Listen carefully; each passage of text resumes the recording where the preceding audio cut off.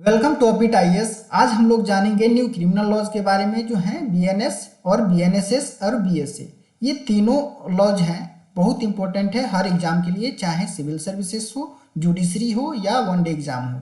इसलिए इसको ध्यान से देखें। आपसे रिक्वेस्ट है कि वीडियो का स्पीड बढ़ा के देखें, आपका बहुत समय बचेगा। तो चलिए शुरू करते हैं। जब से पार्लियामेंट से तीनों बिल को पास किया गया है तब से लगातार ये चर्चा में बना हुआ है, इसलिए इसके बारे में अच्छी तरीके से जानना बहुत जरूरी है। आइए देखते हैं पूरे डिटेल में। जैसे भारतीय न्याय संहिता है, भारतीय न्याय संहिता बीएनएस 2023 ये रिप्लेस करेगा इंडियन पिनल कोड को। इंडियन पिनल कोड जो 1807 में पास किया गया था। और दूसरा है जो एक्ट है जो भारतीय न्याय सुरक्षा संहिता बीएनएसएस 2023 ये रिप्लेस करेगा सीआरपीसी को, क्रिमिनल प्रोसीजर कोड को, जो 1973 में पास किया गया था। और जो तीसरा है भारतीय साक्ष्य अधिनियम 2023 ये रिप्लेस करेगा इंडियन एविडेंस एक्ट 1872 को। तो इसकी जरूरत क्या है? इसका पहला इसका तर्क है, चाहे पहला जरूरत है कि modernising the criminal justice system. जैसे हमारा जो आईपीसी है, इंडियन एविडेंस एक्ट है या सीआरपीसी है, ये हमारी आज़ादी से भी पुराना है। जस तो इसलिए ये जरूरी है कि जो समय के साथ में जो नए जो समस्याएं आती हैं, जैसे जैसे समय इवॉल्व होता है तो समस्याएं, नई नई समस्याएं आती हैं, नई चुनौती आती है, उनको टैकल करने के लिए हमें उसके साथ में अपडेट होना पड़ता है। तो इसलिए इन तीनों जो पुराने जो लॉज हैं इसको रिप्लेस करना बहुत ज़रूरी था। Societal change requires evolving and adaptable criminal justice system. इसका मतलब है कि जैसे जैसे समय बदलता है तो समस्याएं, नई नई समस्याएं आती हैं हमारे सामने, तो उसके साथ में हमको एडाप्ट करना पड़ता है। उसको टैकल करने के लिए हमें नए टूल्स की ज़रूरत होती है, नए लॉज की ज़रूरत होती है। जो इसलिए क्रिमिनल जस्टिस सिस्टम की जब भी बात आती है तो हमारा फोकस होना चाहिए कि ऐसा ऐसा क्रिमिनल जस्टिस सिस्टम हो जो बदलते समय के साथ में खुद को बदले और खुद को अपडेट करे, ताकि नई समस्याओं को वो टैकल कर सके। अगला इसमें है तर्क कि लार्ज पेंडेंसी ऑफ केसेस। इसको एड्रेस करने के लिए जरूरी है कि हम न्यू क्रिमिनल जस्टिस सिस्टम को एडॉप्ट करें। जो पुराने लॉज हैं उनको हम रिप्लेस करें नए लॉज से। तो हमारे जो कोर्ट में जो केसेस हैं, लगभग 4.7 करोड़ पेंडिंग केसेस हैं। तो ये क्यों होता है? क्योंकि कॉम्प्लेक्स है हमारा लीगल प्रोसीजर। अगर ये कॉम्प्लेक्स नहीं होता तो इतनी लार्ज संख्या में केसेस के पेंडेंसी हमको देखने को नहीं मिलती। और अंडर ट्रायल केसेस हैं, जो अंडर ट्रायल का मतलब है जहाँ पे अभी फैसला नहीं हुआ है, कोई भी केस चल रहा है उसका फैसला नहीं हुआ है, वो अभी उसका ट्रायल चल रहा है। तो अंडर ट्रायल से मतलब जो एक्यूज्ड है उसका जो भी उसका अपराध है वो साबित नहीं हुआ है, फिर भी वो जेल में बंद है, तो वैसे जितने प्रिजनर्स होते हैं उनको बोलते हैं अंडर ट्रायल। जिनके ऊपर जो चार्ज लगाए गए हैं वो साबित नहीं हुआ है, उनको दोषी सिद्ध नहीं किया गया है, लेकिन चूंकि उनकी सोशियो इकोनॉमिक जो कंडीशंस है, चाहे और भी बहुत फैक्टर होते हैं जिसकी वजह से उनको बेल नहीं मिल पाया है, तो वो जेल में है। तो अंडर ट्रायल्स की संख्या हमारे देश में बहुत ज़्यादा है। लगभग 70% जो प्रिजन का जो पॉपुलेशन है, 70% कैदी ऐसे हैं जिनका अपराध सिद्ध नहीं हुआ है। तो ऐसा क्यों है? ऐसा इसलिए है क्योंकि जो हमारी जो लीगल सिस्टम है, हमारा जो लीगल सिस्टम है, तो वो इतना कॉम्प्लेक्स है कि लगातार केसेस की पेंडेंसी उसमें बढ़ती जाती है, और उसमें जो भी क्रिमिनल जस्टिस डिलीवरी होनी चाहिए वो उतनी तेज पेस के साथ में नहीं होता है। तो इसलिए ज़रूरी है कि हम जो कॉम्प्लेक्स लीगल जो प्रोसीजर है उसको हम थोड़ा सिंप्लीफाई करें। उसके लिए ज़रूरी है कि हमारा आज के समय के अनुसार हमारे जो जो क्रिमिनल जो लॉज हैं वो उसके साथ में वो सिनर्जाइज करें, उसके साथ में अपने को एक सामंजस्य से बिठा के चले, उस चीज़ को टैकल करने का कोशिश करें। अगला हमारा इसमें तर्क है कि need of timely justice delivery. Timely justice delivery कब होगी? जब ये जो लीगल सिस्टम है कॉम्प्लेक्स नहीं हो, ये सिंपल, जितना इसमें सिंपल होना चाहिए उतना सिंपल हो। तो इसलिए ज़रूरी है कि हम इस चीज़ को एडॉप्ट करें। लैक ऑफ रिसोर्सेस है, कॉलोनियल नेचर ऑफ लॉज है। ये क्या करता है, अगर कोई भी क्रिमिनल जो सिस्टम है वो बहुत कॉम्प्लेक्स है, उसके साथ साथ रिसोर्स का भी अभाव है, इसको तो हम लोग नए लॉ से टैकल कर लेंगे, इसके लिए दूसरा हमको तरीका अपनाना पड़ेगा। हाँ, बजटरी एलोकेशंस वगैरह हमको देखना पड़ेगा।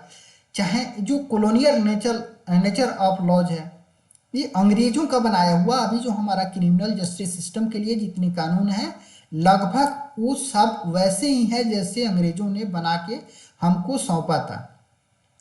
तो इसलिए ज़रूरी है कि अगर हमको अंडर ट्रायल्स की संख्या को कम करनी है, हमको अच्छे से जस्टिस डिलीवरी देनी है, तो ये ज़रूरी है कि हम समय के साथ में अपने को अपडेट करें, जस्टिस सिस्टम है उसको अपडेट करें। ऐसा अगर नहीं करते हैं तो हम बहुत बड़े पॉपुलेशन को जस्टिस से डिप्राइव करते हैं, उसको हम वंचित कर रहे हैं न्याय से। अगला इसमें तर्क है लो कन्विक्शन रेट। क्यों इसकी ज़रूरत है? क्योंकि यहाँ पर कन्विक्शन रेट जो है, जो हमारा जो प्रेजेंट जो लीगल सिस्टम है उसके अनुसार हमारा जो कन्विक्शन रेट है 50% है। मतलब अगर 100 केसेस जा रहे हैं तो जो 50 केस हैं, 50 केस में ही कन्विक्शन हो रहा है। तो इसलिए ज़रूरी है, ये बहुत बड़ी जो संख्या है जिसमें हम लोग गलत आदमी को पकड़ के ले जा रहे हैं। मतलब अगर 100 केस चल रहे हैं तो 50 में ही आरोप साबित हो रहा है, इसका मतलब हम 50 के साथ में इनजस्टिस कर रहे हैं, इनजस्टिस हम कर रहे हैं। तो ये बहुत 50% बहुत होता है। इसलिए हमको इस चीज़ को देखना होगा कि हम कैसे जो क्रिमिनल जस्टिस सिस्टम है इसको हम कैसे सही करें, इसमें जो इनएफिशिएंसीज हैं उसको हम कैसे टैकल करें। तो इन सब चीज़ों को टैकल करने के लिए हम जो नया जो लॉ है पास किया गया है क्रिमिनल लॉ, उसको हम लोग एडॉप्ट करेंगे।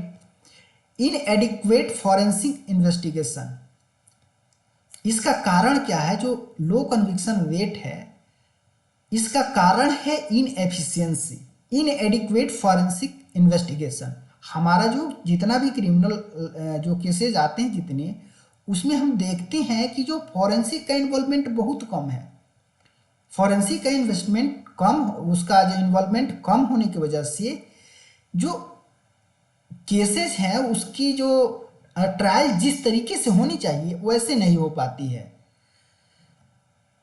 जो हमारी जो पुलिसिंग सिस्टम है उसमें बहुत सारी डेफिशिएंसीज हैं। हमारा जो पुलिसिंग सिस्टम है ये अंग्रेजों के ज़माने में जिस तरीके से काम करता था आज भी वैसे ही काम कर रहा है।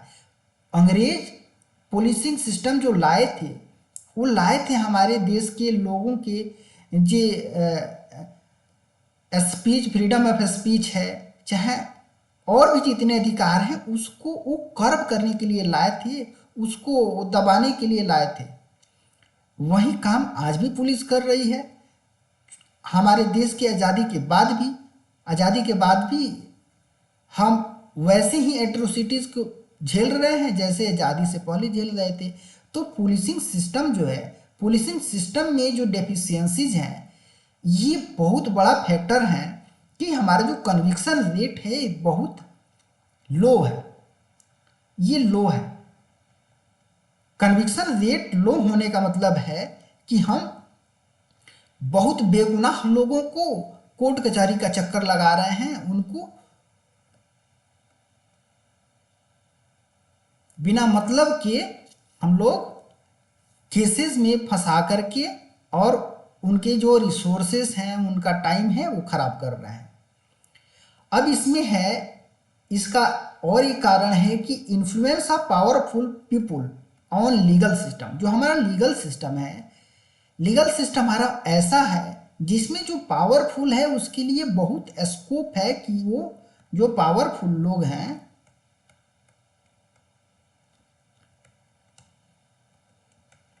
इनके पास में इन्फ्लुएंस करने के बहुत सारे आधार हैं। जो हमारा लीगल सिस्टम है उसको इन्फ्लुएंस करने का बहुत सारा आधार है, ऐसा ही हमारा लीगल सिस्टम है। तो जो ये सारे फैक्टर मिलके क्या करते हैं, हमारे कन्विक्शन रेट को बहुत लो कर देते। अगली जरूरत क्या है कि evolution of criminal justice system. Evolution क्यों जरूरी है? इवोल्यूशन इसलिए जरूरी है कि अगर हम इवोल्यूशन नहीं लाएंगे तो हम जो नई समस्याएं हैं उसको हम लोग टैकल नहीं कर पाएंगे। Societal change brings new challenges. जो न्यू चैलेंजेस ला रही है सोसाइटी, चूंकि सोसाइटी में हमारे चेंज हो रहा है, तो सोसाइटी में चेंज हो रहा है तो जैसे जैसे चेंज होगा नई नई समस्याएं आएंगी। तो अगर उसको हमको डील करना है तो हमको एक इवॉल्विंग और एडाप्टेबल क्रिमिनल जस्टिस सिस्टम चाहिए। और जो मॉडर्न टेक्नोलॉजी को जो इंटीग्रेशन होना चाहिए हमारे लीगल सिस्टम में regarding evidence gathering, storage, evidence का स्टोरेज या प्रेजेंटेशन, तो इन सब चीज़ों में हमको मॉडर्न टेक्नोलॉजी का भी इनकॉर्पोरेशन करना है, हमको मॉडर्न टेक्नोलॉजी को उसमें सम्मिलित करना है। तो इसलिए ज़रूरी है कि इसके लिए हम प्रोविज़न बनाएं। इसके लिए प्रोविज़न कब बनाएंगे? जब हम नया क्रिमिनल जस्टिस सिस्टम को एडॉप्ट करेंगे। अगला है इसमें तर्क कि erasing colonial legacy. Colonial legacy कैसे है? जैसे हमारा जो क्रिमिनल जस्टिस सिस्टम है ये कब का बना है? ये बनाया क्या है अंग्रेजों के द्वारा। जब हम आज़ाद भी नहीं हुए थे तब का बनाया गया था। तो अंग्रेज इसको क्यों बनाए थे? हमारा क्रिमिनल जस्टिस सिस्टम वो क्यों बनाए थे? वो बनाए थे हमारे लोगों को पनिश करने के लिए, इंडियंस को पनिश करने के लिए। इनका ऐसा कोई भी इंटेंशन, इनका कोई भी नो इंटेंशन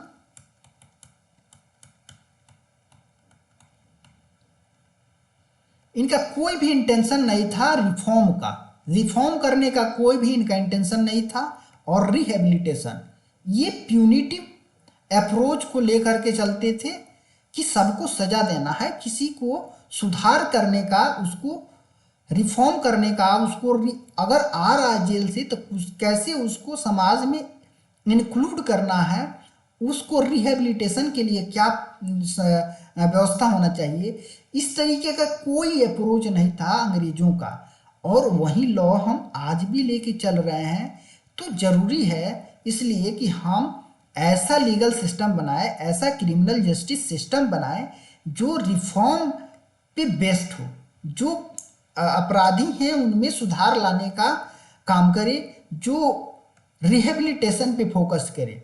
तो अगर हमको इनको अपने क्रिमिनल जस्टिस सिस्टम में सम्मिलित करना है तो इसके लिए ज़रूरी है कि क्रिमिनल जस्टिस सिस्टम जो हमारे जो पुराने कानून हैं उसमें हमको प्रोविज़न बनाना पड़ेगा, इस तरीके के इस अप्रोच को हमको ध्यान में रखते हुए।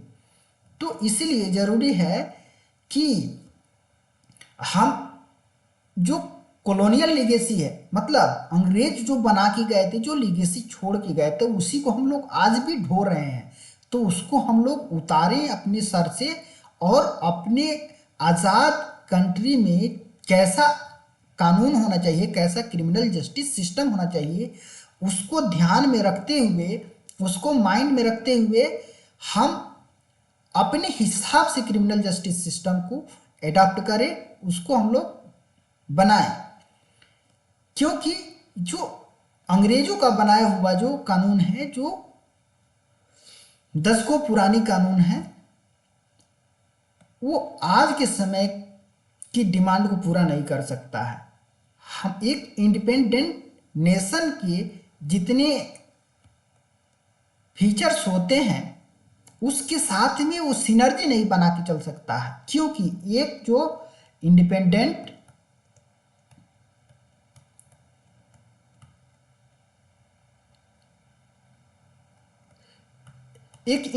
कंट्री में क्या उसकी विशेषता है, वहाँ पे फंडामेंटल राइट्स को जगह मिलेगी, वहाँ पे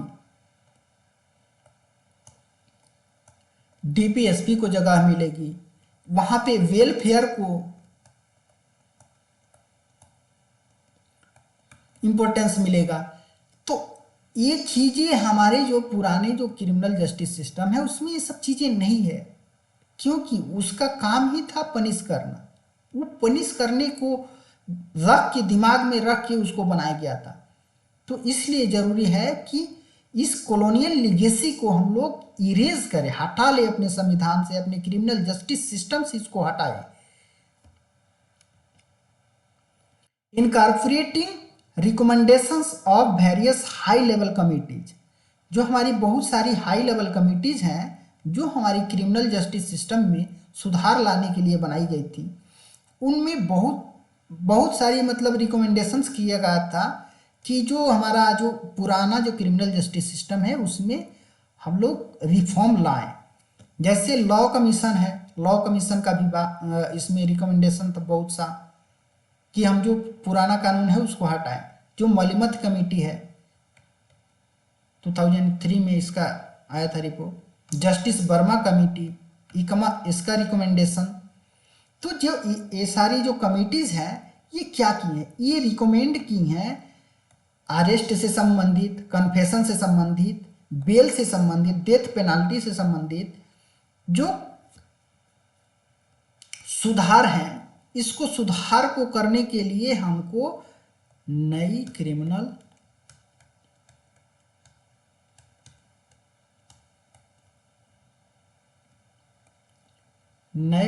लॉज की इसमें ज़रूरत है। क्योंकि इन सब चीज़ों इन जो ये टॉप एस्पेक्ट्स हैं, arrest, confession, bail, death penalty, तो इससे संबंधित जो भी एस्पेक्ट हैं अगर इसको इनकॉर्पोरेट करना है पुराने लॉ में तो बहुत सारा कॉन्फ्लिक्टिंग सिचुएशन क्रिएट होगा। इसलिए ज़रूरी है कि हम नए क्रिमिनल लॉज को अपने देश में लागू करें, क्योंकि अगर इन चीज़ों को हमको इनकॉर्पोरेट करना है तो ये नए लॉ में ही अच्छे से इनकॉर्पोरेट हो सकते हैं। तो अब आइए देखते हैं एक एक करके। पहला हमारा है भारतीय न्याय संहिता BNS 2023। BNS ये किसके जगह पे लाया गया है, ये रिप्लेस करेगा इंडियन पिनल कोड IPC के जगह पे क्या लाया गया है, BNS 2023। ये क्या करेगा, ये प्रिंसिपल क्रिमिनल लॉ है।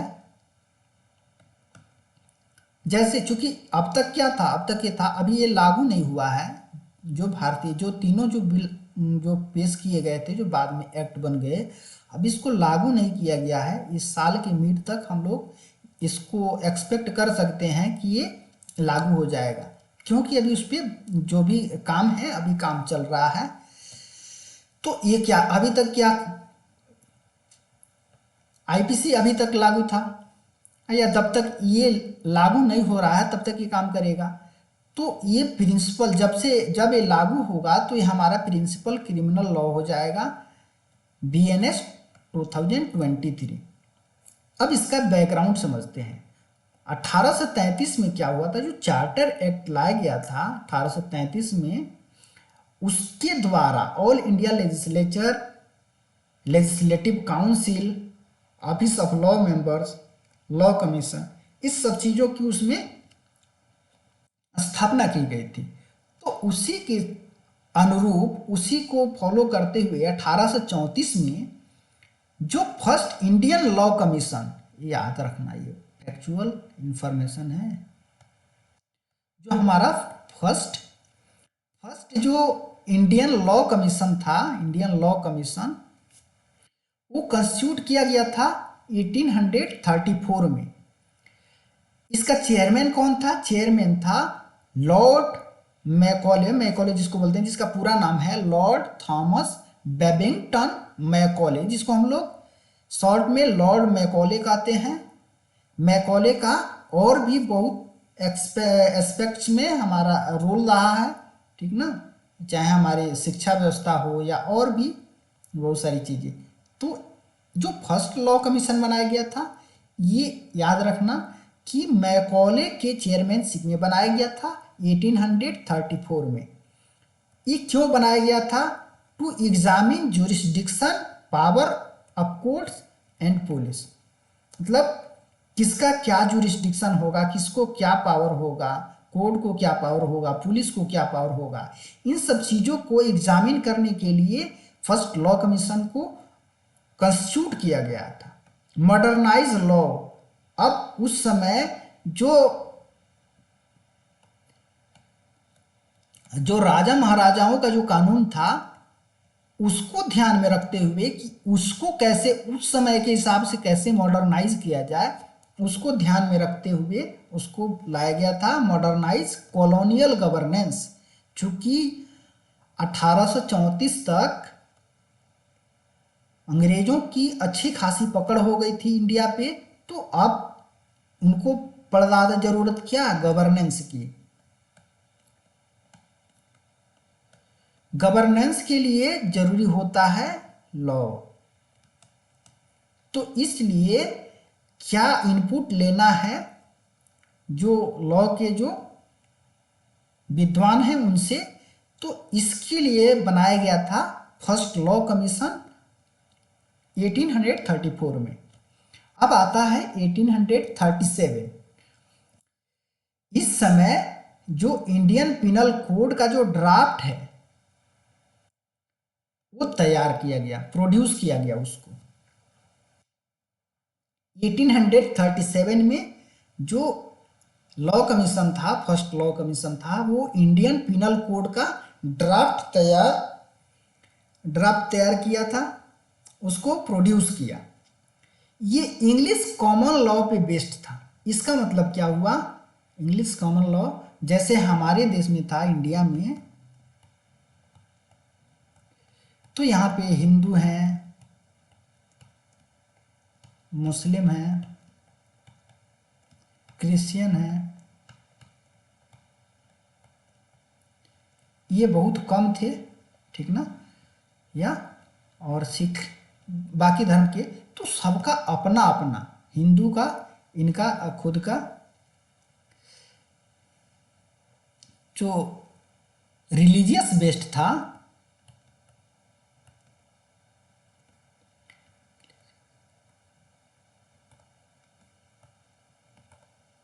जैसे मनुस्मृति वगैरह हो गया,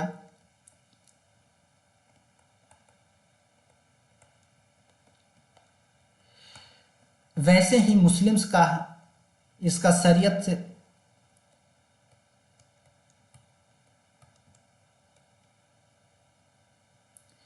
तो ऐसे ही ये क्या है, इंडिया में क्या है, अलग अलग कानून है। मुस्लिम के लिए अलग है, हिंदू के लिए अलग है, हाँ, सिख के लिए अलग है। तो ये यहाँ पे कॉमन चीज़ आपको देखने को नहीं मिलेगी। लेकिन इंग्लिश में क्या है, उन लोगों का एक ही रिलीजन है, क्रिश्चियन। तो उनका जो लॉ था वो था common law, English common law. तो ये जो 1837 में जो ड्राफ्ट तैयार किया गया था आईपीसी का, इसका भी जो मेन जो सोर्स था, मेन जो आइडियल क्या होना चाहिए, कैसा लॉ होना चाहिए, इसका इंस्पिरेशन क्या था, इंग्लिश कॉमन लॉ था।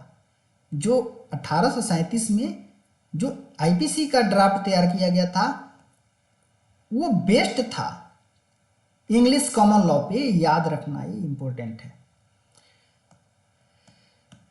और जब ये इंग्लिश कॉमन लॉ पे बेस्ड है, इससे इंस्पिरेशन ले रहा है, तो जो हमारा जो एग्जिस्टिंग जो पर्सनल एग्जिस्टिंग जो हमारे लॉज हैं, हिंदू के अलग हैं, मुस्लिम के अलग हैं, चाहे जो ट्राइबल पीपल्स से तो हैं उनके कस्टमरी लॉज होते हैं, तो ये अलग अलग जो कानून हैं इसको तो इग्नोर करेगा ना। अगर ये इस पे बेस्ड है, इंग्लिश कॉमन लॉ पे बेस्ड है, तो हमारी जो पर्सनल लॉज थे क्रिमिनल मामलों से संबंधित, जो हिंदू के अलग थे, मुस्लिम के अलग थे, उसको यहाँ पे इग्नोर किया गया।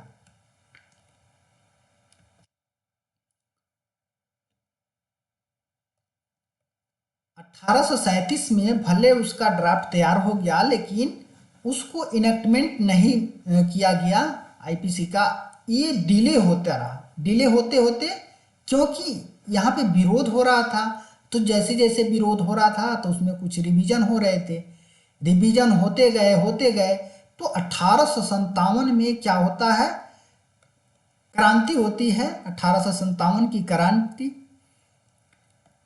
अब उसके बाद से क्या होता है, 1857 तक हमारे देश का, इंडिया का जो कंट्रोल था किसके पास में था,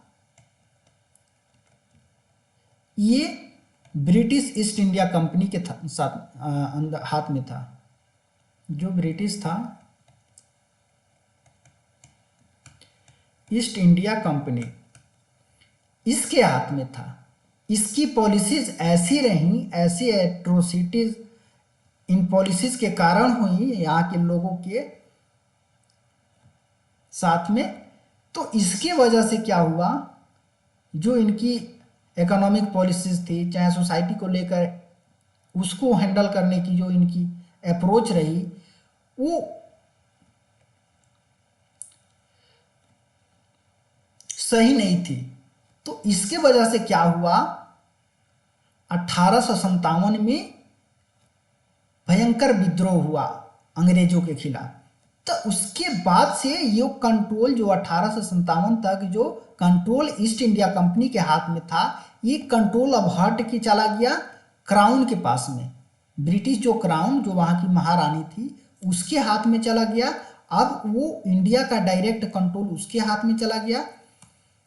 तो इसके वजह से क्या हुआ, अब अंग्रेजों को ये बात महसूस हुआ कि हमको अगर इंडिया में शासन करना है तो हमको एक प्रॉपर क्रिमिनल जस्टिस सिस्टम चाहिए, एक लीगल फ्रेमवर्क हमको चाहिए। तो इसलिए 1860 में आईपीसी को इनेक्ट किया गया था, उसको पास किया गया। क्यों? क्योंकि अब जो यहाँ पे जो समस्याएं हैं, जो 1857 में जो विद्रोह हुआ, उस तरीके का विद्रोह आगे न झेलना पड़े, इंडिया का कंट्रोल बेटर तरीके से, अच्छे तरीके से उसको कैसे आगे प्रोसीड किया जाए, उसके लिए 1860 में आईपीसी का इनेक्टमेंट हुआ, आईपीसी यहाँ पे पास हुआ। 1862 में क्या हुआ, आईपीसी केम इनटू फोर्स। यहाँ पे 1860 में पास हो गया, लेकिन इसको अमल में लाने में टाइम लगा, 2 साल का। 1862 में ये लागू हो गया, ये समय याद रख सकते हैं। 1862 के बाद में बहुत सारे अमेंडमेंट हुए उसमें। 1862 से अमेंडमेंट, जैसे जैसे नई नई ज़रूरतें उनको महसूस हुई, उसमें अमेंडमेंट होते गए, उसमें अल्टरेशन होता गया, उसमें मॉडिफिकेशन होता गया जो आईपीसी था। और इसमें इतने सारे अमेंडमेंट हुए कि ये कॉम्प्लिकेटेड हो गए। अब आपने 1860 में आईपीसी को बनाया, अब इसके बाद से जैसे जैसे समय बीतता गया, कभी यहाँ अमेंडमेंट या ऐसे अमेंडमेंट होते गए, तो अब इसका जो मूल रूप था ना, मूल रूप इसका बरकरार ही नहीं रहा। इतने इसमें अमेंडमेंट हो गए कि ये कॉम्प्लिकेटेड हो गया इसको। तो इसलिए अब इस कॉम्प्लिकेटेड लॉ को आगे ढोने से अच्छा है कि एक फ्रेश हमारा जो क्रिमिनल सिस्टम है, क्रिमिनल लॉ जो क्या क्रिमिनल कोड है, एक नया फ्रेश क्रिमिनल कोड हम बनाएं, तो इसलिए इसको बनाया गया है BNS 2023। ये क्या करेगा, ये हमारे जो लॉ एंड ऑर्डर को स्ट्रेंथन करेगा, उसमें मजबूती लाएगा, लीगल प्रोसीजर को ये सिंप्लीफाई करेगा, जितने भी लीगल प्रोसीजर हैं उसको ये सिंप्लीफाई करेगा और लॉज को रिलेवेंट करेगा कंटेम्प्रेरी सिचुएशन से। जो समय की जो डिमांड है उसको पूरा करने के लिए इसको लाया गया है। इसका की प्रोविजन क्या है? इसका की प्रोविजन है, पहला कम्युनिटी सर्विस। ये बहुत अच्छा कंसेप्ट है कि अगर कोई आपने छोटा मोटा अपराध किया है ना, तो आपको जेल डालने से अच्छा है कि आपसे कम्युनिटी सर्विस कराएगी। हाँ, कोई छोटा मोटा काम जो कराना होता है उसको करा के वो आपको एक पनिशमेंट के जैसे कम्युनिटी सर्विस आपसे कराया जाएगा। सेक्सुअल ऑफेंसेस अगेंस्ट वीमेन, इसके बारे में क्या है प्रोविजंस, जो हमारा जो BNS 2023 है। इसमें जो गैंग रेप विक्टिम है, अगर वो 16 से 18 की उम्र का है ना, तो उसको मेजर माना जाएगा। मेजर माइनर किसको माना जाता है? 18+। और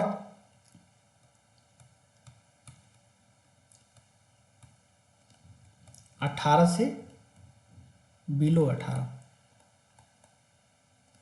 बिलो 18। तो इसमें प्रोविजन किया गया है कि अगर 16 से 18 की उम्र है तो इसको यहाँ पे माइनर मेजर के हिसाब से एक इसमें आ जाएगा, माइनर में आ जाता है। लेकिन इसको अगर 16 से 18 है, 16 से नीचे को हम माइनर मानेंगे। माइनर किसको मानेंगे? सेक्सुअल ऑफेंसेस की जब बात आती है तो 16 से नीचे, बिलो 16, बिलो 16। अगर इस ब्रैकेट में है 16 से 18 की एज में, तो इसको हम लोग मेजर मानेंगे और उसके अनुसार कार्यवाही होगी। मेजर के लिए जो प्रोविजन होता है वो लागू होगा। BNS retains major provisions of IPC which criminalize various offences against women. अब ऐसा नहीं है कि जो हमारा BNS ला रहे हैं तो पुराने जो IPC में जो प्रोविजन था हम उससे बिल्कुल अलग नहीं ला रहे हैं। उसकी अच्छी बातें हैं, हम उसको इसमें प्रिजर्व कर रहे हैं, उसको एकोमोडेट कर रहे हैं हमारे BNS 2023 में।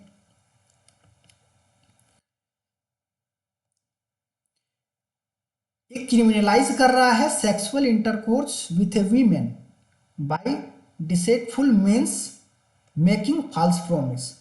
अगर किसी महिला के साथ में अगर गलत तरीके से उसको झूठे झांसे दे करके, झूठे वादे दे करके उसको किसी भी तरीके से अपने बातों में फंसा के अगर उसके साथ में सेक्सुअल इंटरकोर्स होता है तो उसको क्रिमिनलाइज किया गया है। फॉल्स प्रॉमिस पे अगर ये एक्ट हो रहा है तो उसको यहाँ पे डिक्रिमिनलाइज किया गया है। नहीं, डिक्रिमिनलाइज नहीं, यहाँ पे इसको क्रिमिनलाइज किया गया है। पहले ऐसा व्यवस्था नहीं था।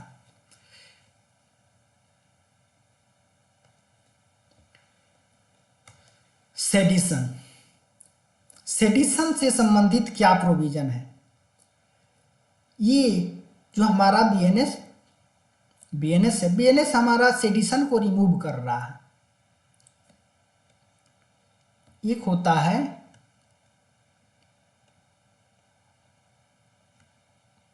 राजद्रोह,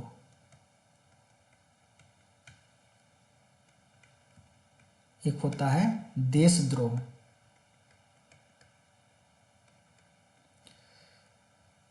ये क्या है?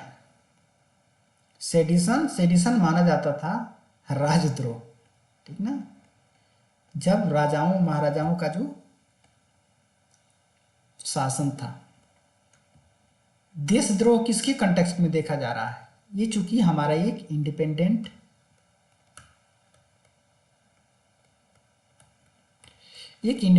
कंट्री में राजा महाराजाओं को का कोई उनका तुसे रहा नहीं, तो ये देशद्रोह, ये राजद्रोह है। सेडिशन है, सेडिशन इससे डील करता है, डील करता था राजद्रोह से। अब अगर इस तरीके का कोई, देखिए सेडिशियस एक्टिविटी होगी, पहले क्या थी, अगर किसी भी तरीके से स्टेट के अगेंस्ट, देश के अगेंस्ट अगर कोई एक्ट हो रहा है तो उसको हम सेडिशन मानते थे, उसको राजद्रोह मानते थे। अब उस तरीके का एक्टिविटी है ना, राजद्रोह हमने खत्म कर दिया, लेकिन उस तरीके की एक्टिविटीज को हम लोग पेनलाइज करेंगे दूसरे टर्म में। कैसे करेंगे? अगर कोई, कुछ यहाँ पे प्रोविजंस है, अगर एक्साइटिंग और attempting to excite secession, arm rebellion, subversive activity, मतलब हमारे देश में कोई अलगाववाद की काम कर रहा है, अलगाववाद को एक्साइट कर रहा है, उसको अटेम्प्ट कर रहा है अलगाववाद फैलाने का, कि ये एरिया यहाँ से अलग हो जाएगा, नया देश बनेगा। अगर इस तरीके का कोई एक्टिविटी करता है, चाहे रिबेलियन करता है, आर्म रिबेलियन, हथियारों के साथ में हमारी जो सत्ता है उसको चैलेंज करता है, सबवर्सिव एक्टिविटीज़ करता है, उसको किसी भी जो हमारी जो सरकार जो सिस्टम है, हमारी डेमोक्रेटिक जो सिस्टम है, उसको किसी भी तरीके से चेंज करने का कोशिश करता है, तो ये सब एक्टिविटीज़ पहले आती थी किस में? सेडिशन में। अब सेडिशन नाम नहीं है, लेकिन इन एक्टिविटीज़ को पिनलाइज किया जाएगा। अगर और कौन कौन सी एक्टिविटीज़ हैं जो राजद्रोह जैसी लगती हैं, जिसको पिनलाइज किया जाएगा नए जो क्रिमिनल सिस्टम है हमारा? जो सेपरेटिस्ट एक्टिविटी है, अगर उसको कोई इनकरेज कर रहा है, इनकरेज कैसे कर रहा है? मान लीजिए कि उस सेपरेटिस्ट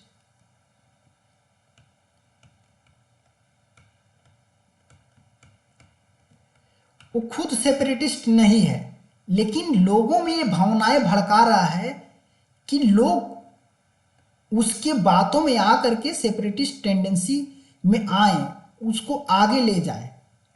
तो अगर कोई इनकरेज कर रहा है सेपरेटिस्ट एक्टिविटी, चाहे कश्मीर में अलगाववाद की बात हो, चाहे नॉर्थ ईस्ट में अलगाववाद की बात हो, तो अगर कोई भी आदमी है जो सामने से नहीं ऐसी एक्टिविटी को लीड कर रहा है, लेकिन लोगों में वो भावनाएं भड़का रहा है, उसको इनकरेज कर रहा है, तो उसको हम लोग जो जैसे सेडिशन का जो केस होता था, उसी तरीके से, उसी मैनर में लोग नए जो बीएनएस है, बीएनएस में उसके लिए नया प्रोविज़न लाया गया है और उसको पिनलाइज किया जाएगा, उसको दंडित किया जाएगा। अगर ऐसा एक्टिविटी कोई कर रहा है, पहले इसको तो हम लोग कवर कर लेते थे सेडिशन में, अब सेडिशन जैसे चला गया तब उसको इन प्रोविजंस के द्वारा टैकल किया जाएगा।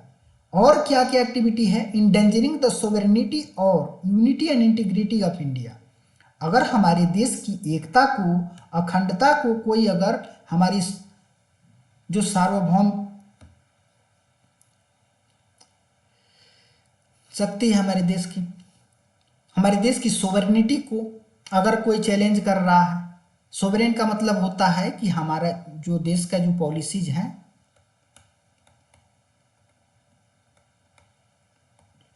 हम कोई भी पॉलिसीज बना रहे हैं तो वो किसी दूसरे देश के, कोई भी दूसरा देश हो सकता है, चाहे वेस्ट का हो या यूरोप हो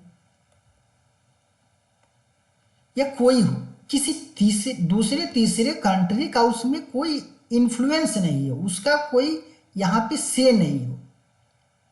हम अपना जो डिसीजन ले रहे हैं, हम अपने लोगों के लिए जो डिसीजन ले रहे हैं, हम इस बात को लेकर के पूरी तरीके से स्वायत्त तरीके से अपना डिसीजन लेंगे। हमारे डिसीजन में किसी तीसरे का, दूसरे का, तीसरे का कोई इन्वॉल्वमेंट नहीं होगे, वो उसको इंटरफियर नहीं करेगा हमारे डिसीजन को। तो हम कहे जाएंगे एक सोवरेन स्टेट। तो अगर कोई आदमी हमारे देश की सोवेरेनिटी को अगर चैलेंज कर रहा है, जैसे हमारी सरकार अगर कहीं पे कोई प्रोजेक्ट चालू कर रही है, जो हमारे नेशनल इम्पोर्टेंस, कोई प्रोजेक्ट है जो उसका बहुत ज़्यादा नेशनल इम्पोर्टेंस है, लेकिन अगर कोई तीसरा आदमी है कि वो उस प्रोजेक्ट को यहाँ पे विरोध कर रहा है किसी दूसरे देश से, वो चाहे वो पैसा ले या कुछ और ले, तो उसकी वजह से अगर वो उस प्रोजेक्ट का विरोध कर रहा है तो वो क्या कर रहा है, हमारे देश की जो सोवेरेनिटी है उसको चैलेंज कर रहा है। तो कोई भी काम जो हमारे देश की सोवेरेनिटी को चैलेंज करे, हमारे देश की यूनिटी को लोगों में डिवाइड क्रिएट करे, हमारे देश की अखंडता के लिए चैलेंज हो, तो उसको सेडिशन जैसी व्यवस्था के द्वारा, सेडिशन नहीं है लेकिन सेडिशन में जैसी व्यवस्था उसको टैकल करने के लिए जैसा व्यवस्था होता है वैसी व्यवस्था के द्वारा इसको टैकल किया जाएगा। और बाकी अदर ऑफेंसेस क्या क्या हो सकते हैं,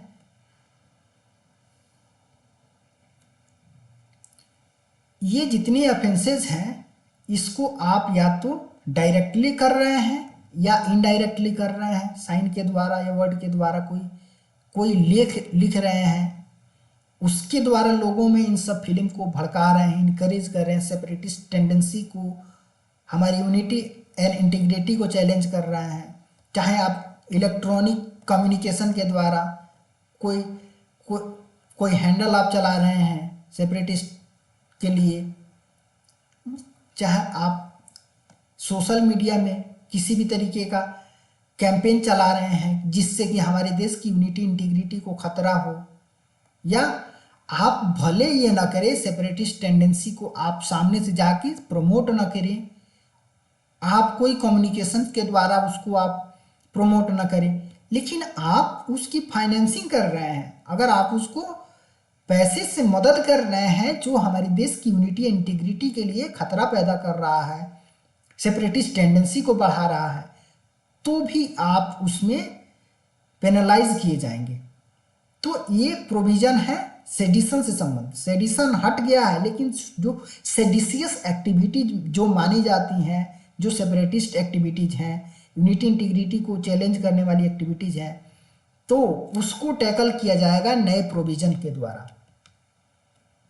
अब टेररिज्म रिलेटेड क्या क्या प्रोविजन है, टेररिज्म, इसमें टेररिज्म को डिफाइन किया जाता है कि कोई भी एक्ट, कोई भी काम जो हमारे देश की यूनिटी इंटीग्रिटी और सिक्योरिटी को प्रभावित कर रही है, हमारी इकोनॉमिक सिक्योरिटी को प्रभावित कर रही है, या इसको प्रभावित करने की टेंडेंसी रख रही हो, इसको थ्रेटन करने की, हमारे देश की यूनिटी को थ्रेटन करने की, इंटीग्रिटी को थ्रेटन करने की कोशिश कर रहा है अगर, या लोगों के मन में टेरर क्रिएट कर रहा है, दहशत फैला रहा है, तो उस तरीके की एक्टिविटीज को हम बोलेंगे, चाहे हमारे देश में टेरर फैलाए या हमारे देश के बाहर टेरर फैलाए, अगर इस तरीके की एक्टिविटीज होती है तो उसको हम लोग मानते हैं टेरर एक्टिविटी। ये है टेरर एक्टिविटी।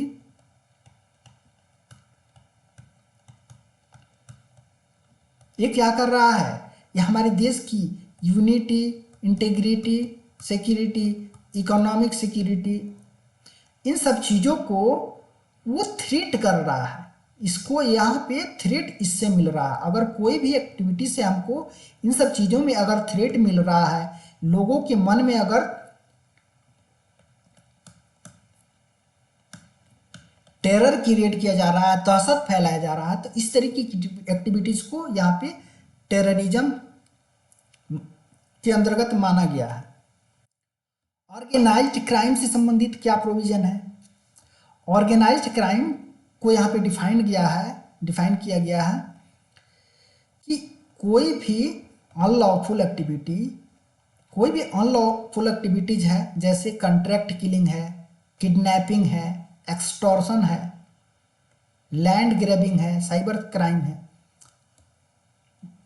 तो इस तरीके की एक्टिविटीज को हम लोग माना गया है ऑर्गेनाइज्ड क्राइम के अंतर्गत। ऑर्गेनाइज्ड क्राइम कैसे? क्योंकि ये काम है, ये जो भी काम और कॉन्ट्रैक्ट किलिंग का काम है, या किडनैपिंग का काम है, एक्सटॉर्शन का काम है, लैंड ग्रैबिंग का काम है, तो ये सब चीज़ें सिंगल आदमी से नहीं होती है। इसके लिए एक कार्टेल होता है, सिंडिकेट होता है अनलॉफुल पीपुल का। तो इस तरह की एक्टिविटीज़ को हम लोग मानते हैं ऑर्गेनाइज्ड क्राइम के अंतर्गत। इसको किसके अंतर्गत ले जाएंगे? ऑर्गेनाइज्ड क्राइम के अंतर्गत। ऑर्गेनाइज्ड क्राइम किसके द्वारा माना जाएगा? अगर कोई इंडिविजुअल भी कर रहा है तो उसके द्वारा भी, या ग्रुप है, या मेंबर ऑफ ऑर्गेनाइज्ड क्राइम। इसमें स्लीपर सेल्स वगैरह भी होते हैं, जैसे टेरर एक्टिविटीज वगैरह के लिए जो यूज किए जाते हैं, वो अलग ही रहते हैं और अपना काम करते हैं। तो इस तरीके से जो ऑर्गेनाइज्ड क्राइम है, जैसे कॉन्ट्रैक्ट किलिंग है, किडनैपिंग है, एक्सटॉर्शन वगैरह है, पैसे उगाही करने का काम है, चाहे ज़मीन हड़पने का काम है, साइबर सुरक्षा से संबंधित कोई थ्रेट है, तो इस तरीके की एक्टिविटीज़ को ऑर्गेनाइज्ड क्राइम के अंतर्गत लाया गया है और इसके लिए प्रोविज़न बनाया गया है। मॉब लिंचिंग से संबंधित भी इसमें प्रोविज़न दिया गया है। मॉब लिंचिंग किसको माना जाएगा?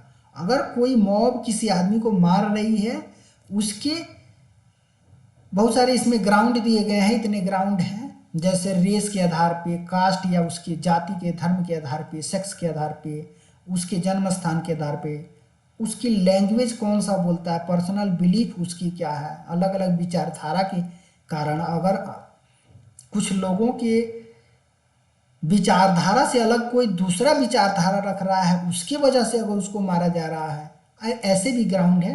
बाकी मतलब इससे मिलता जुलता ग्राउंड। तो अगर 5 से ज़्यादा लोग अगर इन ग्राउंड के आधार पे, 5 से ज़्यादा लोग अगर इन ग्राउंड के आधार पे किसी इंसान को, किसी पर्सन को वो किल कर रहे हैं या किल करने की कोशिश कर रहे हैं, सीरियस इंजरी कर रहे हैं उसको,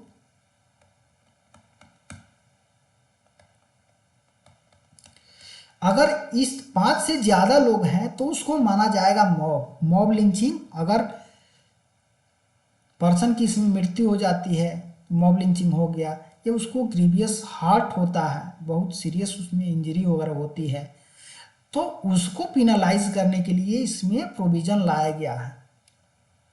मॉब लिंचिंग को डिफाइन किया गया कैसे? 5 से ज़्यादा अगर लोग हैं, किसी पर्सन को इन आधारों पे अगर मारते हैं, या तो उसको जान से मार दे रहे हैं, उसको जान से मारने की कोशिश कर रहे हैं, तो इस एक्टिविटी को माना जाएगा मॉब लिंचिंग।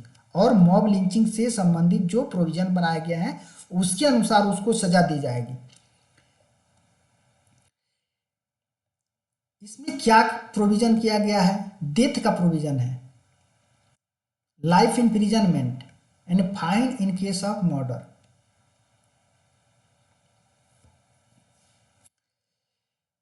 अगर मॉब लिंचिंग में किसी इंसान की मृत्यु हो जाती है तो उस केसेस में जो सज़ा है, सज़ा के रूप में आपको डेथ पेनल्टी मिल सकती है, लाइफ इम्प्रिजन भी मिल सकता है, जिसमें क्या होता है, कम से कम 14 साल की सज़ा, 14 साल की सज़ा आपको काटनी है।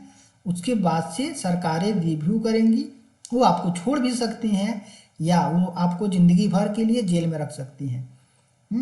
इसके साथ में फाइन भी हो सकता है। ये किस केस में है? डेथ के केस में है। अगर ग्रीवियस हर्ट होता है, अगर उसको बहुत अगर सीरियस इंजरी अगर होती है तो 7 साल तक क्या जेल का प्रोविज़न है। ये किस में है? ये मॉब लिंचिंग में है।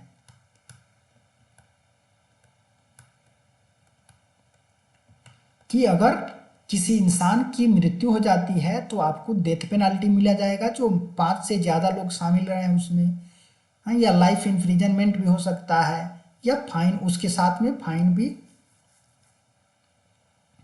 लागू हो सकता है। अगर वो मरता नहीं है, अगर जिसको यहाँ पे लिंच करने की कोशिश की जा रही है, अगर वो मर नहीं रहा है, तो उस केसेस में कम से यहाँ पे 7 साल तक का आपको सजा मिल सकता है जो मॉब लिंचिंग में शामिल रहे हैं। इसका क्या क्या इम्पैक्ट हो सकता है? सब्जेक्टिव इंटरप्रिटेशन, इसमें इम्पैक्ट में अच्छी बुरी सब इम्पैक्ट हम देखेंगे। इसमें सब्जेक्टिव इंटरप्रिटेशन की बात कही जा रही है।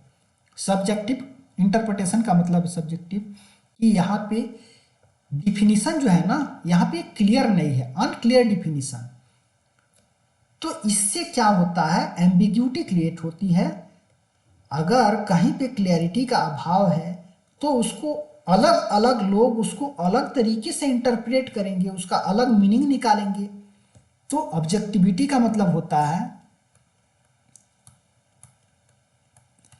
एक ऑब्जेक्टिविटी हुआ, एक है सब्जेक्टिविटी। यहां है कि यहां पे क्लियरली आपको क्लैरिटी रहेगी कि मान लीजिए कि यहां पे लिख दिया अगर कानून में कि अगर आपने कहीं किसी इंसान का आपने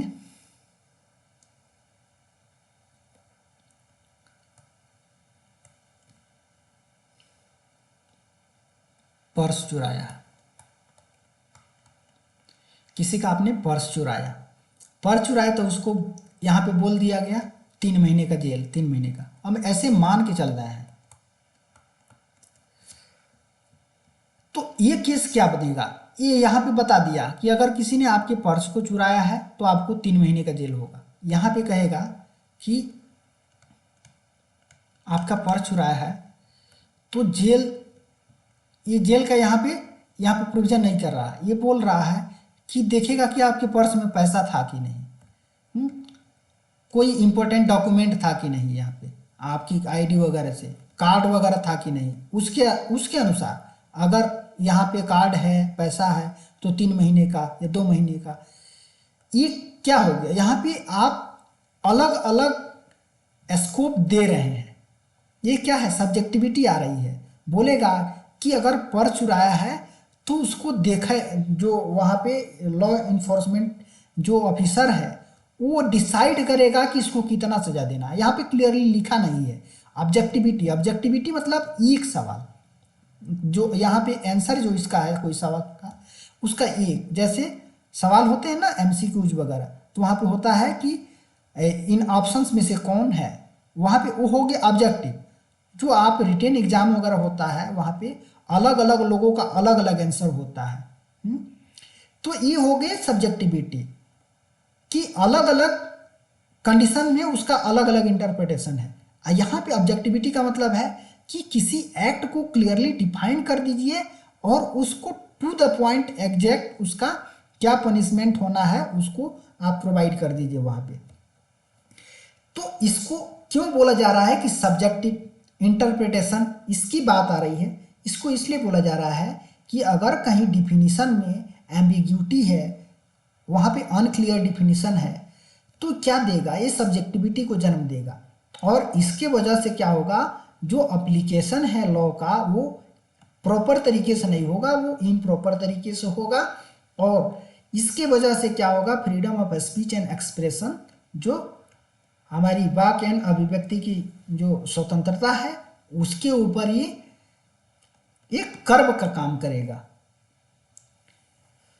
एग्जाम्पल इसका क्या, जैसे क्रिमिनल एक्टिविटी लिख दिया। अब क्रिमिनल एक्टिविटी में डिफाइन नहीं किया है क्लियरली कि किस एक्टिविटी को क्रिमिनल एक्टिविटी मानोगे। हाँ, सबवर्सिव एक्टिविटी, टेरर एक्ट, यहाँ पे अगर क्लियरली इस चीज़ को डिफाइन कीजिएगा कि अगर क्रिमिनल एक्टिविटी क्या है, उसके लिए कितने साल का प्रोविज़न है, तो उसको बोला जाएगा। वहाँ पे सब्जेक्टिविटी नहीं, वहाँ पे ऑब्जेक्टिविटी वाली बात है। हाँ,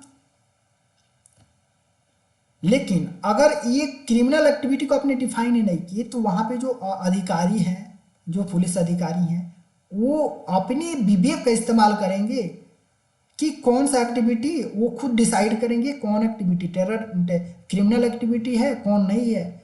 जिसमें मान लीजिए कि कोई एक्टिविटी है, क्रिमिनल एक्टिविटी है, लेकिन वहाँ पे अधिकारी को अगर ब्राइब मिल रहा है, घूस मिल रहा है, तो उसको क्रिमिनल, चूंकि उसको लिखा नहीं, क्लियरली लिखा नहीं, मेंशन नहीं किया गया है कि एक्टिविटी क्रिमिनल एक्टिविटी है, तो उसके पास में ये स्कोप है कि वो उस चीज को भुना सकता है अपने पक्ष में, उसको क्लियर क्रिमिनल एक्टिविटी डिक्लेयर नहीं करेगा क्योंकि उसको ब्राइब मिल गया है। तो ये क्या करेगा, ये करप्शन को जन्म देगा। Enhanced policing power, policing power क्यों मिलेगा, क्योंकि जो discretionary action taking power police है, ये आपके आर्बिट्रेरी पुलिस एक्शन को बढ़ाएगा।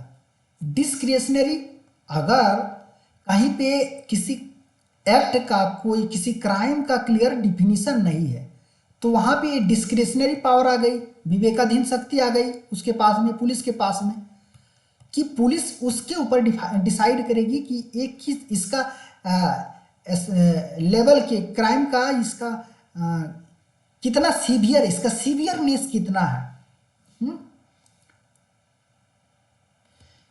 तो डिस्क्रिशनरी पावर आती है पुलिस के पास में, तो पुलिस उसका आर्बिट्रेरी एक्शन लेती है उसके ऊपर, मन अपने मन के मुताबिक उसको ऊपर एक्शन लेगी। अगर उसके मन में कोई धारणा है पहले से बनी हुई है, तो उसको भी वो यूटिलाइज कर सकता है उस धारणा को। मान लीजिए कि किसी वर्ग विशेष से वो नफरत करता है, उसके मन में उसके खिलाफ नफरत है, तो अगर क्राइम उस लेवल का नहीं है फिर भी उसको उस क्राइम में वो इन्वॉल्व करेगा, उसके ऊपर सीरियस चार्जेस लगाएगा। तो ये बोला जाएगा, इस तरीके के एक्शन को बोलते हैं आर्बिट्ररी एक्शन। तो आर्बिट्ररी एक्शन का रीजन क्या है कि क्लियर डिफिनीशन का अभाव, क्लैरिटी का अभाव। डिस्क्रिशनरी पावर पुलिस को जो दिया जा रहा है उसके वजह से यहाँ पे आर्बिट्ररी पुलिस एक्शन देखने को मिलेगा। और इस केस में क्या होगा, जैसे डिस्क्रिशनरी पावर अगर किसी अधिकारी को मिलती है, आर्बिट्ररी एक्शन होता है, यहाँ पे करप्शन का चांस बढ़ता है, क्योंकि स्कोप है यहाँ पे करप्शन करने का। डिले इन एग्जिस्टिंग ट्रायल्स क्यों होगा, इसका अगला ये इम्पैक्ट है BNS 2023 का।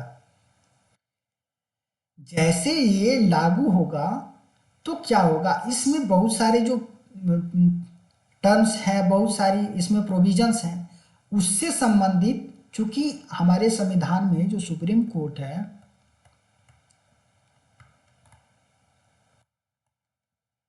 इसका ये काम है इंटरप्रिटेशन का।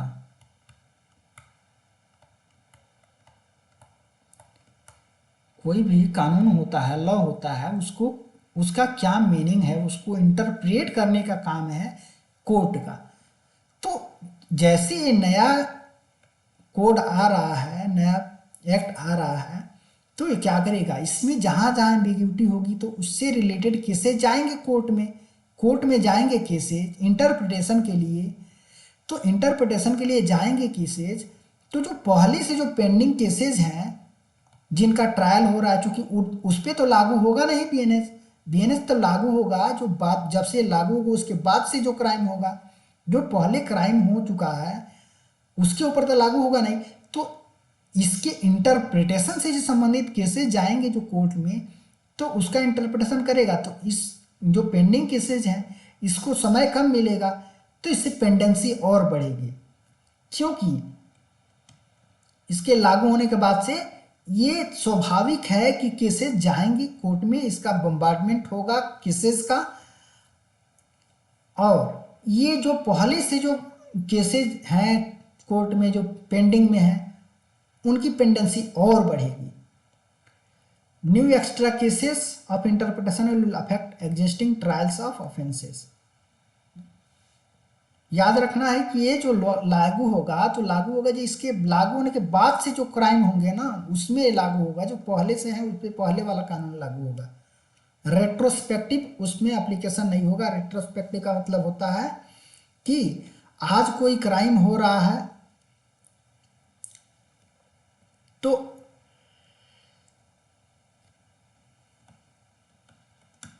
रेट्रोस्पेक्टिव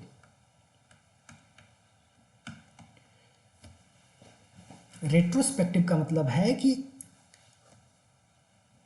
हम आज कोई काम कर रहे हैं, उसको क्राइम नहीं माना जा रहा है, लेकिन अगर कल कोई सरकार आती है, आज से कल कोई सरकार आती है, वो बनाती है कि ये एक्ट है, इसको क्राइम माना जाएगा, तो जो पहले से लोग करते आए हैं उसको अगर पनिश किया जा रहा है, कानून बनने से पहले जो काम हो चुके हैं अगर उसको भी उसमें कवर किया जा रहा है तो उसको बोला जाएगा रेट्रोस्पेक्टिव।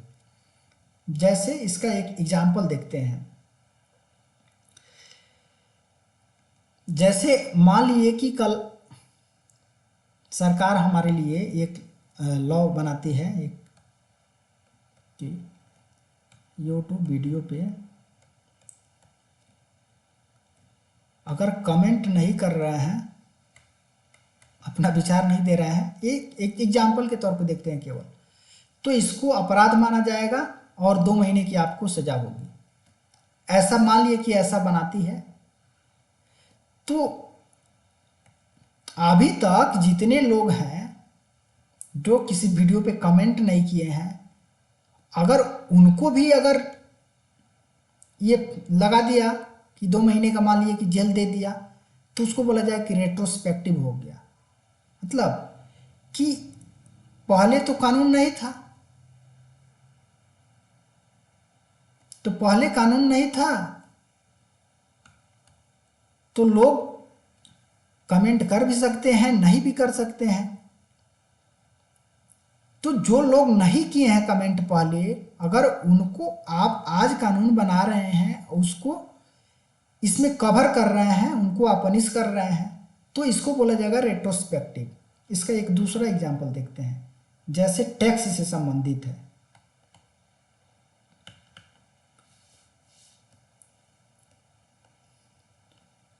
इसमें वोडाफोन का एक केस था, आइडिया का, कि जो एसेट होता है ना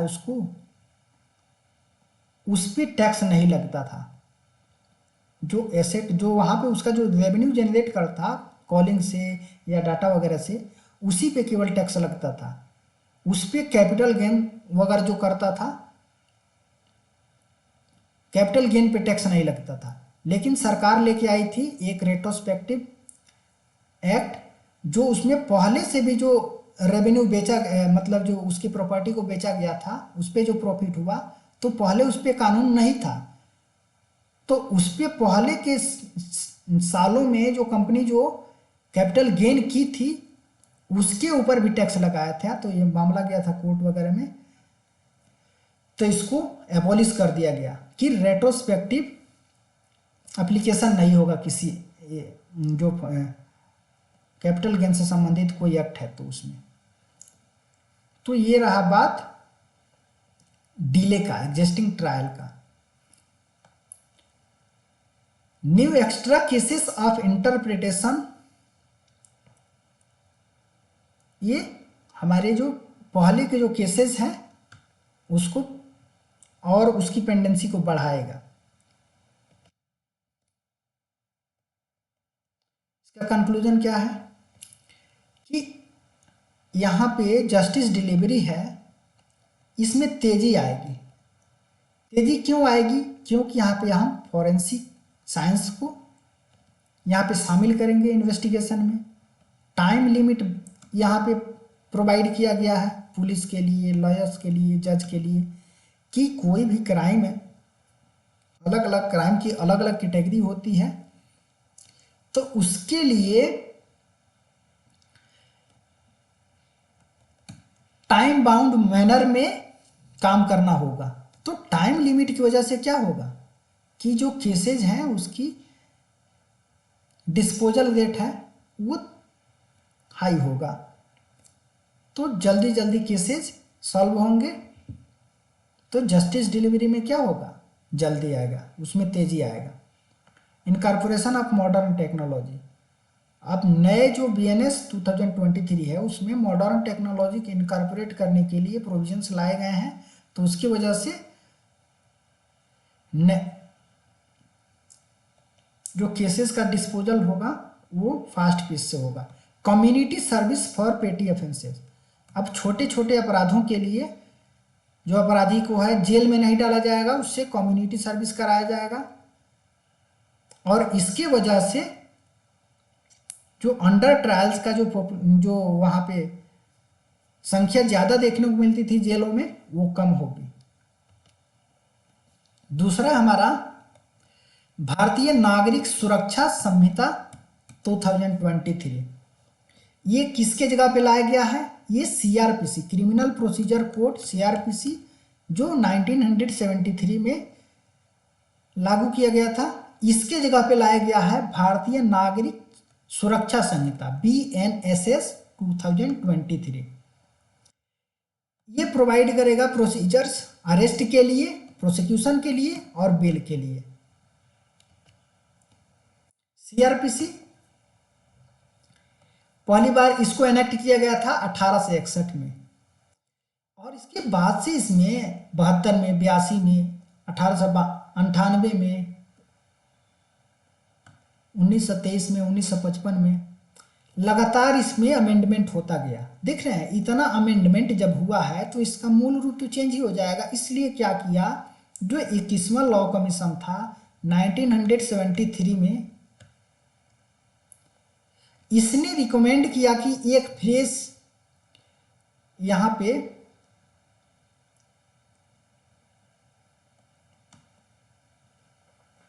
फ्रेश कोड लाइए। तो इसके वजह से आया सीआरपीसी 1973 में। ये जितने अमेंडमेंट वगैरह थे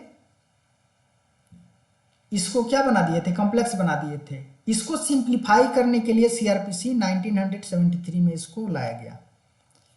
इसका क्या क्या प्रोविजन है? पहला है डिटेंशन ऑफ अंडर ट्रायल, किसको जेल में रखा जाएगा?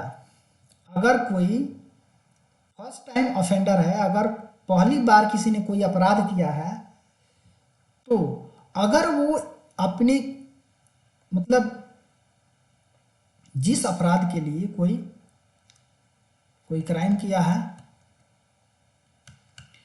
फर्स्ट टाइम किया है, कोई फर्स्ट टाइम अगर क्राइम किया है, अगर इस क्राइम से संबंधित अगर मान लिया कि 3 साल का इसमें यहाँ पे सजा होना चाहिए उसको, इस क्राइम में प्रोविजन है 3 साल सजा का, अगर इसका 1/3 काट लिया, 1 साल अगर उसने सजा काट लिया है, तो उसको बॉन्ड पे छोड़ दिया जाएगा। मैक्सिमम पनिशमेंट इसमें 3 साल का है, 1 साल वो जेल में रह गया है, अगर तो 1/3 उसका पूरा हो गया। अगर 1/3 उसने पूरा किया है तो उसको बॉन्ड पे छोड़ दिया जाएगा। और अगर यहाँ से 1.5 साल उसने साल का समय काट लिया जेल में, मतलब आधा काट लिया है, तो उसको बेल पे छोड़ दिया जाएगा। ये किसके लिए है? फर्स्ट टाइम ऑफेंडर के लिए है। फर्स्ट टाइम ऑफेंडर के लिए है कि अगर उसने 1/3 जो मैक्सिमम पनिशमेंट है, मैक्सिमम पनिशमेंट का 1/3 अगर उसने कंप्लीट किया है तो बॉन्ड पे छोड़ दिया जाएगा। अगर आधा जो पूरा कर लिया है मैक्सिमम पनिशमेंट का, तो उसको बेल पे छोड़ा जाएगा। और किसमें ये अप्लाई नहीं होगा? ये सब फर्स्ट टाइम ऑफेंडर, अगर फर्स्ट टाइम में कोई मर्डर कर रहा है तो भी उसको मिलेगा ऐसा, तब नहीं मिलेगा। ये छोटे अपराध के लिए है, ये लागू नहीं होगा किस किस केसेस में, जिस केसेस में डेथ पेनाल्टी की बात हो, लाइफ इम्प्रिजनमेंट की बात हो, और 2 से ज़्यादा अपराधों में वो आदमी तो इंसान है। यहाँ पे फर्स्ट टाइम ऑफेंडर के लिए ये बनाया गया है, लेकिन जिसमें डेथ पेनाल्टी की बात हो, लाइफ इम्प्रिजनमेंट की बात हो, और अगर पर्सन पे 2 केसेस चल रहे हों, तब ये बात उस पर लागू नहीं होगा। बेल का चाहे बॉन्ड पे उसको रिलीज करने का प्रोविजन नहीं होगा, केवल छोटे अपराधों के लिए है। मेडिकल एग्जामिनेशन, इससे संबंधित प्रोविजन है कि कोई भी पुलिस ऑफिसर है वो रिक्वेस्ट कर सकता है मेडिकल एग्जामिनेशन देने के लिए। अगर कोई एक्यूज्ड है कोई, जिस पे आरोप लगा हुआ है, अगर पुलिस को लगता है कि उसका मेडिकल एग्जामिनेशन जरूरी, जैसे रेप केसेस में ही अगर किसी ने रेप किया है तो उसका अगर मेडिकल अगर कराना हो, उससे कोई कंफर्म करने के लिए अगर उससे संबंधित केस से संबंधित पुलिस अधिकारी को लगता है कि इसका मेडिकल एग्जामिनेशन जरूरी है, तो वो मेडिकल एग्जामिनेशन के लिए रिक्वेस्ट कर सकता है, उसको मेडिकल एग्जामिनेशन के लिए भेजा जा सकता है एक्यूज्ड को। सिग्नेचर एंड फिंगर इंप्रेशन, इससे संबंधित क्या प्रोविजन है कि मजिस्ट्रेट है, मजिस्ट्रेट को इंपावर किया गया है कि ऑर्डर दे सकता है सिग्नेचर और फिंगर इंप्रेशन को, राइटिंग को, वॉइस सैंपल को, ये लिया जा सकता है। ये कौन करेगा? यहाँ पे मेडिकल एग्जामिनेशन के लिए तो यहाँ पे पुलिस अधिकारी को एम्पावर किया गया है, लेकिन अगर सिग्नेचर, एक्यूज का सिग्नेचर सैंपल लेना है, उसका फिंगरप्रिंट इंप्रेशन लेना है, चाहे उसका वॉइस सैंपल लेना है, तो इसके लिए मजिस्ट्रेट को एम्पावर किया गया है, ये याद रखना है। क्या इसमें जो अरेस्टेड पर्सन है उसी के लिए केवल है? नहीं, अगर जिसका अरेस्ट नहीं हुआ उसको भी यहाँ पे ऑर्डर दिया जा सकता है, जब वो अरेस्ट होगा तो उसको ये सैंपल उससे ले लिया जाएगा। दोनों के ऊपर ये ऑर्डर इशू किया जा सकता है, चाहे वो अरेस्ट हुआ हो या नहीं। फॉरेंसिक इन्वेस्टिगेशन से संबंधित क्या प्रोविजन है? ये जो नया कानून है, ये फॉरेंसिक इन्वेस्टिगेशन को किस किस केसेस के लिए है? ये जिस केस में 7 साल, कम से कम 7 साल की सजा होती है, कम से कम 7 साल की, जिस क्राइम में कम से कम 7 साल की सजा का प्रोविजन है, उस केस में फॉरेंसिक इन्वेस्टिगेशन को यहाँ पे मैंडेटरी किया गया है। अगर कोई क्राइम हो रहा है जिसका जो पनिशमेंट का लेवल है 7 साल से ज़्यादा है, या 7 साल या 7 साल से ज़्यादा है, तो उस केस में फॉरेंसिक इन्वेस्टिगेशन का होना यहाँ पे मैंडेटरी किया गया है। अगर किसी स्टेट के पास में फॉरेंसिक का सुविधा नहीं है, फॉरेंसिक इन्वेस्टिगेशन का सुविधा नहीं है, तो क्या करेगा? वो दूसरे स्टेट के फॉरेंसिक फैसिलिटी को यूटिलाइज करेगा, दूसरे स्टेट के फॉरेंसिक फैसिलिटी को यूटिलाइज करेगा। अगर किसी स्टेट के पास में फॉरेंसिक फैसिलिटी नहीं है तो दूसरे स्टेट के फॉरेंसिक फैसिलिटी को यूटिलाइज करेगा वो स्टेट, लेकिन होगा 7 साल से ज़्यादा की पनिशमेंट के केसेस में है। टाइमलाइन फॉर प्रोसिक्यूटर, इसमें टाइमलाइन प्रिस्क्राइब किया गया है। सबमिशन ऑफ मेडिकल रिपोर्ट से संबंधित, जजमेंट से संबंधित, विक्टिम को अपडेट देना है। मान लिए कि कोई विक्टिम है तो उसके केसेस में क्या क्या कार्यवाहियाँ हुई है, उसमें समय समय पे अपडेट देने का अपडेट किसको देना है? जो विक्टिम है, जो पीड़ित पक्ष है, उसको समय समय पे अपडेट देते रहना है कि आपके केसेस में क्या क्या अपडेट रहा है। इसके लिए टाइम लिमिट वगैरह दिया गया है, time limit for police, lawyers, जज। इससे क्या होगा? इससे जो केस है उसमें तेजी आएगी और जस्टिस डिलीवरी अच्छे से होगा, तेजी से, तेज गति से होगा, तो ज़्यादा से ज़्यादा लोगों को न्याय मिलेगा। Trial in absence of offender, अगर कोई ऑफेंडर है, कोई अपराधी है, अगर वो पकड़ा नहीं गया है फिर भी उसके जो खिलाफ जो कार्यवाही है वो चलता रहेगा। Trial and pronouncement of judgment in absence of proclaimed offender, अगर कोई अपराधी है वो अगर पकड़ा नहीं गया है भाग रहा है, फिर भी उसके खिलाफ में ट्रायल होते रहेगा, प्रोनाउंसमेंट हो जाएगा, उसके ऊपर जो सजा होनी चाहिए उसका जजमेंट दे दिया जाएगा जज के द्वारा। चूंकि यहाँ पे टाइम लिमिट वगैरह की बात आ रही है तो ये जरूरी हो जाता है। Proclaimed offender is a person who is accused of an offense punishable for with at least 10 years imprisonment or death and fails to appear before the court। अगर वो कोर्ट के सामने हाजिर होने से बच रहा है, कोर्ट के सामने अपीयर ही नहीं हुआ है, किस केस में? जहां पे कम से कम 10 साल की सजा का प्रावधान है और या लाइफ इम्प्रिजनमेंट या डेथ। अगर इस तरीके का कोई ऑफेंस है तो इसमें जो ऑफेंडर है उसको माना जाएगा कि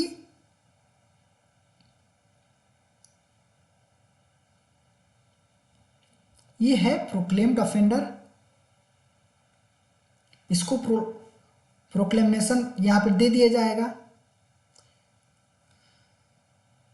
एक क्राइटेरिया याद रखना कि अगर वो 10 साल से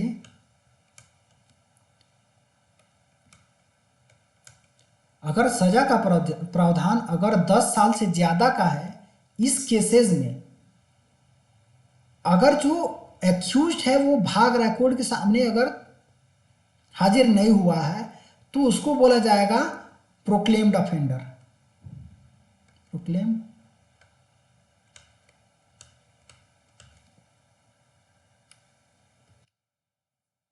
इसका क्या क्या इम्पैक्ट हो सकता है? ये हमारे जो केसेस का डिस्पोजल है उसको तेज गति से बढ़ाएगा, उसमें तेजी लाएगा। क्यों? क्योंकि यहाँ पे टाइम लिमिट है। टाइम लिमिट की वजह से केसेस में तेजी आएगी, उसके डिस्पोजल में तेजी आएगी। टाइम लिमिट किस बात के लिए है?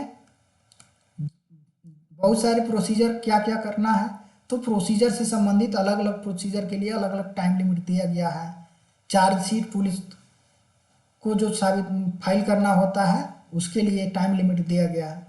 इंटीग्रेशन ऑफ टेक्नोलॉजी, तो टेक्नोलॉजी की वजह से इंफॉर्मेशन एंड कम्युनिकेशन टेक्नोलॉजी, जिसको शॉर्ट में बोलते हैं आईसीटी, इसके वजह से क्या होगा? इन्वेस्टिगेशन अच्छे से होगा।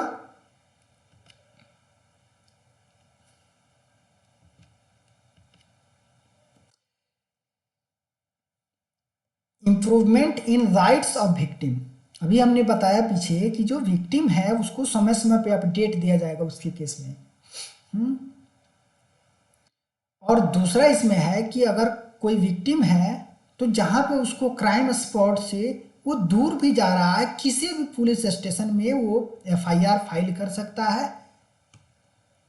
अब ये जरूरी नहीं है कि जहाँ पे क्राइम हुआ है वहीं के पुलिस स्टेशन में जाए, जहाँ पे उसको सुविधा लग रहा है, जहाँ पे सहज है, उस जगह पे उस पुलिस स्टेशन में जाके वो एफआईआर कर सकेगा। फेयरनेस इन इन्वेस्टिगेशन, इसके बाद से जो सर्च एंड सीजर की बात होती है ना, पुलिस जाती है किसी की जो एक्यूज्ड के यहाँ सर्च करती है, सीजर करती है, तो जो सर्च एंड सीजर का प्रोसेस है इसका वीडियो रिकॉर्डिंग मैंडेटरी किया गया है। इसको मैंडेटरी करने से क्या होगा? जो सर्च एंड सीजर करते हैं तो बहुत समय आरोप लगता था कि यहाँ पे गलत तरीके से व्यवहार किया जा रहा है, सामान उमान को नुकसान पहुंचाया जा रहा है या कोई सामान को थेफ्ट किया जा रहा है, तो उस तरीके की बात नहीं आएगी। अब यहाँ पे फेयरनेस आएगा, क्योंकि उस बात का सबूत रहेगा कि पुलिस वहां पे क्या क्या की है, वीडियो रिकॉर्डिंग रहेगा।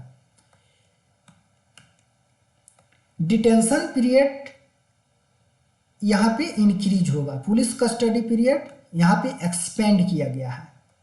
चूंकि पुलिस को इन्वेस्टिगेशन करना होता है तो कस्टडी का यहाँ पे पीरियड को बढ़ाया गया है कि एक्यूज्ड से वो अपना वो जो गुनाह वगैरह जो है, अपराध वगैरह है, उसको कबूल कराने के लिए, कन्फेस कराने के लिए, चाहे सीन वगैरह को रिक्रिएट करने के लिए पुलिस को ज़रूरत होता था कि जो एक्यूज्ड है, जो अपराधी है, वो पुलिस के कस्टडी में रहे। तो पुलिस के कस्टडी को यहाँ पे बढ़ाया गया है पहले की तुलना में। तीसरा देखते हैं भारतीय साक्ष्य अधिनियम। ये भारतीय साक्ष्य अधिनियम है BSA 2023। ये रिप्लेस करेगा इंडियन एविडेंस एक्ट 1872 को। जो साक्ष्य अधिनियम है, भारतीय साक्ष्य अधिनियम, ये इंडियन एविडेंस एक्ट को रिप्लेस करेगा। ये क्यों बनाया गया है? To deal with evidence. Evidence से संबंधित जो कानून होते हैं, उससे संबंधित जितने भी मैटर होते हैं उसको ये डील करता है। इंडियन एविडेंस एक्ट को कई बार इसको अमेंड किया जा चुका है। 2000 में एडमिसिबिलिटी ऑफ इलेक्ट्रॉनिक रिकॉर्ड्स कि कौन कौन सा जो एविडेंस है कोर्ट में एडमिसिबल होगा, 2000 में उससे संबंधित प्रावधान किया गया। 2013 में रेप केसेस में जो कंसेंट है, कंसेंट की बात आती है, बहुत केसेज होते हैं वहाँ पे ये देखा जाता है कि जो केसेज हुए हैं, जो सेक्सुअल रिलेशनशिप जो एस्टेब्लिश हुआ है, वहाँ पे कंसेंट से हुआ है कि कंसेंट नहीं था, तो रेप चार्जेस लग जाते थे और आरोपी बोलते थे कि जो भी हुआ है कंसेंट से हुआ है। तब कंसेंट वाली बात को यहाँ पे 2013 में इंक्लूड किया गया। इससे संबंधित प्रोविजंस को 2013 में डाला गया। लेकिन इतना सब अपडेट वगैरह करने के बाद में भी इसमें बहुत सारी कमियां थी। टेक्नोलॉजिकल जो एडवांसमेंट है उसको यहाँ पे इनकॉर्पोरेट नहीं किया गया था, इसलिए जरूरी था कि भारतीय साक्ष्य अधिनियम को यहाँ पे लाया जाए। इसकी प्रोविजंस को देखते हैं, क्या क्या की प्रोविजंस हैं। इलेक्ट्रॉनिक और डिजिटल रिकॉर्ड एज एविडेंस। इसमें क्या किया गया है कि जो पहले होता था, जो पेपर बेस्ड जो रिकॉर्ड्स होते थे उसी को एडमिसिबल माना जाता था, लेकिन अब क्या है, जो इलेक्ट्रॉनिक्स और डिजिटल रिकॉर्ड है उसको भी यहाँ पे एडमिसिबल माना जाएगा कोर्ट में। इलेक्ट्रॉनिक रिकॉर्ड किसको बोलेंगे?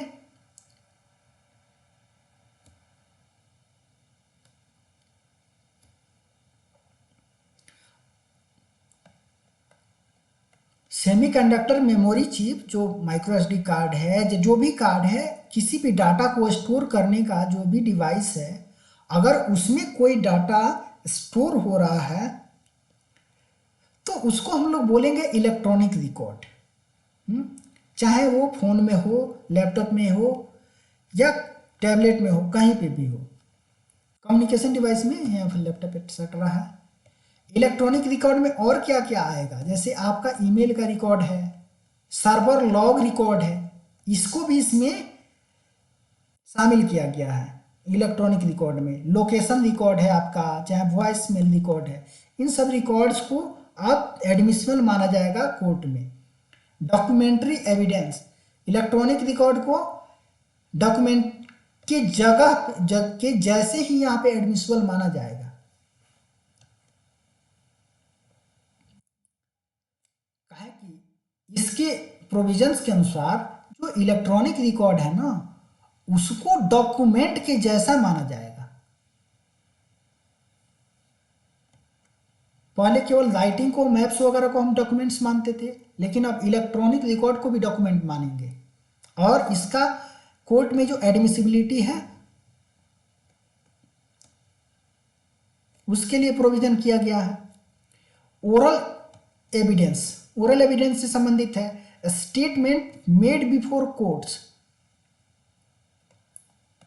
अगर कोर्ट के सामने अगर कोई स्टेटमेंट दे रहा है, कोई एक्यूज्ड है, तो उसको एविडेंस माना जाएगा, ओरल एविडेंस माना जाएगा। अगर कोर्ट के सामने कोई भी कन्फेशन वगैरह होता है, चाहे कोई स्टेटमेंट होता है, तो उसको ओरल एविडेंस माना जाएगा। अगर वो इलेक्ट्रॉनिक गैजेट में है तो इलेक्ट्रॉनिक डॉक्यूमेंट माना जाएगा, इलेक्ट्रॉनिक एविडेंस माना जाएगा उसको। और oral evidence given electronically are allowed. अगर कोई ओरल एविडेंस दे रहा है, लेकिन मान लीजिए वीडियो कॉन्फ्रेंसिंग के द्वारा कन्फेस किया, उसको भी ओरल एविडेंस माना जाएगा। ज्वाइंट ट्रायल की बात है। ये ज्वाइंट ट्रायल में क्या है? ज्वाइंट, मान लीजिए कि कोई क्राइम हो रहा है, यहाँ पे इसमें 3 लोग इन्वॉल्व थे,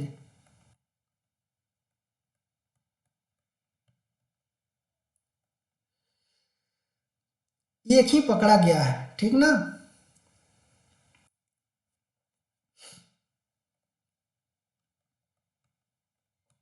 ये कन्फेस कर लिया है,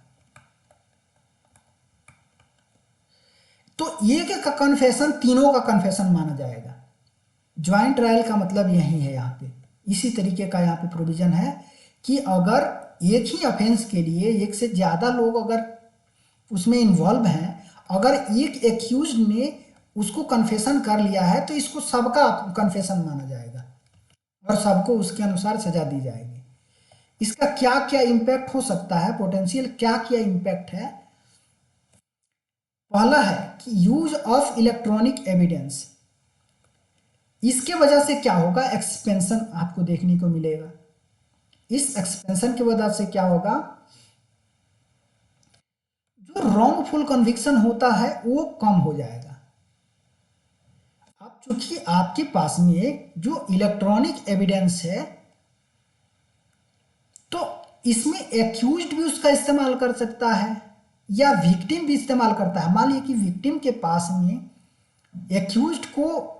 एक्यूज्ड बनाने के पक्ष में बहुत सारे एविडेंस हों, तो उससे उसका केस मजबूत होगा, उसमें फेयरनेस होगा, उसको कोई फिर से जो जस्टिस से उसको वंचित नहीं कर सकता है।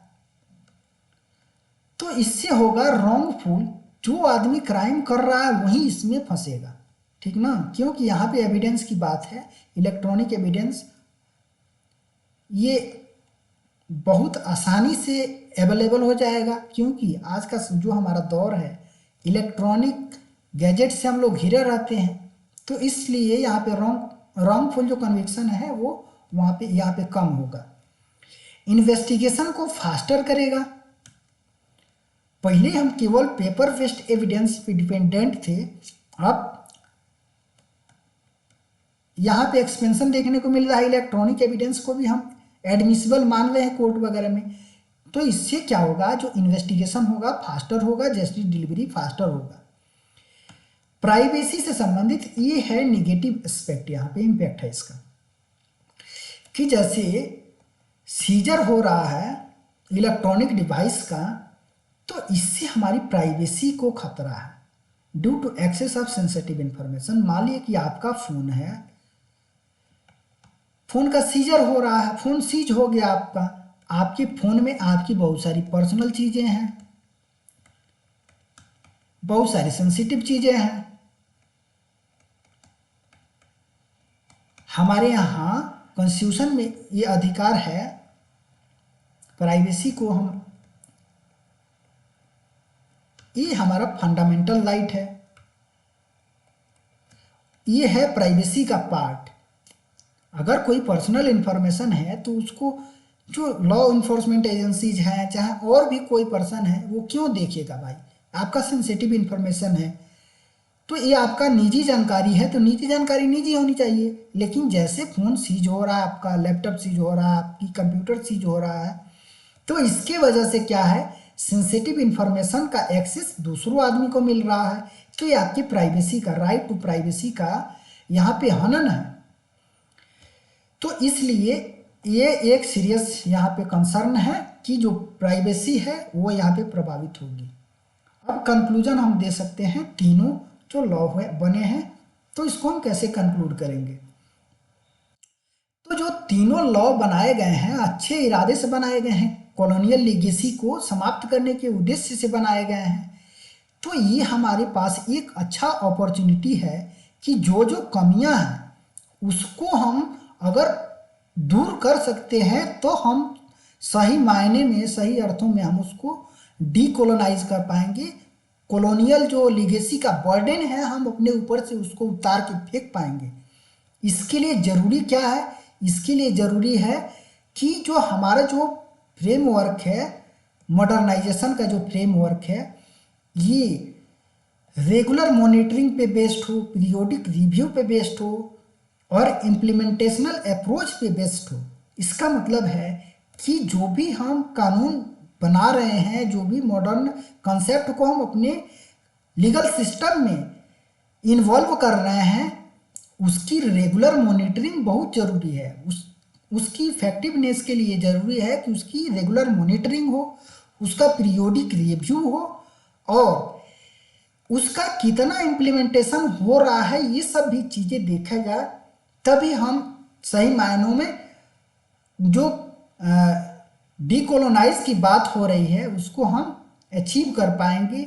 हम कॉलोनियल लीगेसी से बाहर निकल पाएंगे, अपने क्रिमिनल जस्टिस सिस्टम को अच्छा कर पाएंगे और स्पीडी जस्टिस डिलीवरी हम कर पाएंगे। तो आज का वीडियो यहीं तक। आशा करते हैं कि बहुत सारे कंसेप्ट आपका क्लियर हुआ होगा, जो कन्फ्यूजन वगैरह जो भी होता है, और बहुत सारी चीज़ें सीखने को मिली होंगी। यहाँ तक बने रहने के लिए धन्यवाद।